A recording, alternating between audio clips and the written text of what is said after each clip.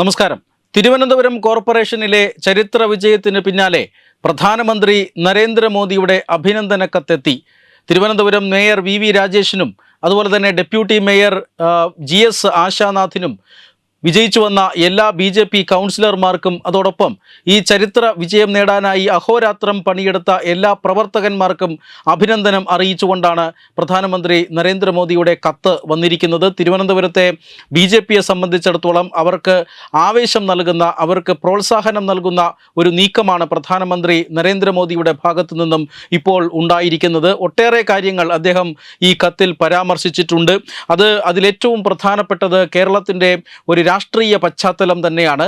അതായത് കേരളത്തിൽ LDFനും UDFനും മുൻതൂക്കമുള്ള ഒരു രാഷ്ട്രീയ സാഹചര്യമാണ് ഉള്ളത്. ഇവർ രണ്ടുപേരും കാലാകാലങ്ങളായി, പതിറ്റാണ്ടുകളായി കേരള സംസ്ഥാനം മാറി മാറി ഭരിക്കുന്നു. എന്നാൽ വികസനം എത്തിക്കുന്നതിൽ ഈ രണ്ട് മുന്നണികളും പരാജയപ്പെടുന്നു എന്ന് മാത്രമല്ല, മറ്റ് രാഷ്ട്രീയ പാർട്ടികൾക്കെതിരെ അതിക്രൂരമായ അക്രമ രാഷ്ട്രീയവും ഇവർ നടത്തുന്നുണ്ട്. ഇവരുടെ അക്രമ രാഷ്ട്രീയത്തെ അതിജീവിച്ചുകൊണ്ടാണ് BJP കഴിഞ്ഞ കാലങ്ങളിൽ വളർന്നു വന്നത്. BJPയുടെ പ്രവർത്തകർ ധൈര്യപൂർവ്വം ഈ അക്രമ രാഷ്ട്രീയത്തെ മറികടന്നു. അവർ BJPയുടെ പതാക നെഞ്ചിലേറ്റി ജനകീയ വിഷയങ്ങൾ ഏറ്റെടുത്തുകൊണ്ട് പ്രവർത്തിച്ചു. അതോടൊപ്പം തന്നെ ഈ രാജ്യമാണ് ഒന്നാം സ്ഥാനത്ത് എന്ന നിലയിലുള്ള BJPയുടെ പ്രത്യയശാസ്ത്രത്തെ നെഞ്ചോട് ചേർത്തു. അതിൻ്റെ ഭാഗമായിട്ടാണ് തിരുവനന്തപുരത്ത് BJP വിജയിച്ചതെന്നും തിരുവനന്തപുരത്തെ BJPയുടെ വിജയം അത് കേരള രാഷ്ട്രീയത്തിൻ്റെ മാറ്റത്തിൻ്റെ സൂചനയാണ് എന്നും അദ്ദേഹം പറഞ്ഞു വയ്ക്കുന്നുണ്ട്. അതായത് കേരളത്തിലെ യുവതി യുവാക്കൾ, അതുപോലെ തന്നെ വികസനം ആഗ്രഹിക്കുന്ന വോട്ടർമാർ, ഇവരെല്ലാം തന്നെ ഒരു മാറ്റത്തിന് വേണ്ടി ആഗ്രഹിക്കുന്നുണ്ട്. ഈ മാറ്റത്തിൻ്റെ തുടക്കമാണ് തിരുവനന്തപുരം കോർപ്പറേഷൻ തിരഞ്ഞെടുപ്പിൽ ഉണ്ടായത്. BJPയെ ഒരു രാഷ്ട്രീയ ബദലായി കേരളത്തിലെ ജനങ്ങൾ കണ്ടു തുടങ്ങിയിരിക്കുന്നു. എപ്പോഴും BJP വിജയിക്കുമെന്ന സാഹചര്യം ഉണ്ടാകുമ്പോൾ LDFും UDFും ഒന്നിക്കുന്ന സാഹചര്യം ുണ്ട്. ദില്ലിയിൽ അവർ കൂട്ടുകാരാണ് പരസ്യമായി തന്നെ. പക്ഷെ കേരളത്തിൽ അവർ ജനങ്ങളെ പറ്റിക്കാനായി എതിർഭാഗത്ത് നിൽക്കുന്നു, ശത്രുക്കളെ പോലെ നിൽക്കുന്നു. പക്ഷേ BJPയെ പരാജയപ്പെടുത്താനായി അവർ ഒത്തുകളിക്കുന്ന രാഷ്ട്രീയമാണ് ഇന്നുവരെ കണ്ടുവന്നത്. ഇവരുടെ ഈ ഒത്തുകളി രാഷ്ട്രീയം അത് അവസാനിപ്പിക്കുക തന്നെ ചെയ്യും. LDFിൻ്റെയും UDFിൻ്റെയും ഒത്തുകളി രാഷ്ട്രീയത്തിന് അന്ത്യം കുറിക്കും. അതിൻ്റെ തുടക്കമാണ് തിരുവനന്തപുരത്ത് ഉണ്ടായത് എന്ന് പ്രധാനമന്ത്രി നരേന്ദ്രമോദി പറഞ്ഞു വയ്ക്കുന്നുണ്ട്.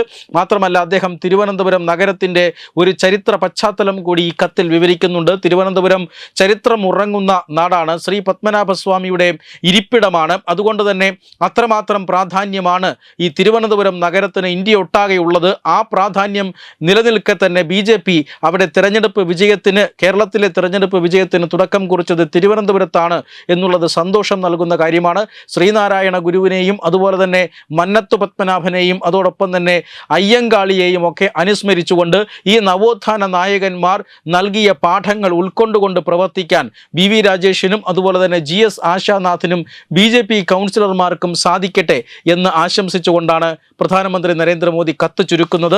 വലിയ വിജയം തന്നെയാണ്, ചരിത്ര വിജയം തന്നെയാണ് BJP ഈ കഴിഞ്ഞ തദ്ദേശ തെരഞ്ഞെടുപ്പിൽ തിരുവനന്തപുരത്ത് നേടിയത്. മാത്രമല്ല, ഈ തെരഞ്ഞെടുപ്പ് പ്രചരണത്തിലുടനീളം BJP ജനങ്ങൾക്ക് നൽകിയിരുന്ന വാഗ്ദാനം എന്നത് 5 വർഷത്തിനുള്ളിൽ ഈ തിരുവനന്തപുരം നഗരത്തെ ഇന്ത്യയിലെ ഏറ്റവും മികച്ച 3 നഗരങ്ങളിൽ ഒന്നാക്കി മാറ്റുമെന്നുള്ളതായിരുന്നു. അതിനു വേണ്ടിയിട്ടുള്ള വികസന രേഖയുടെ ബ്ലൂ-പ്രിന്റ് അത് തയ്യാറാക്കും.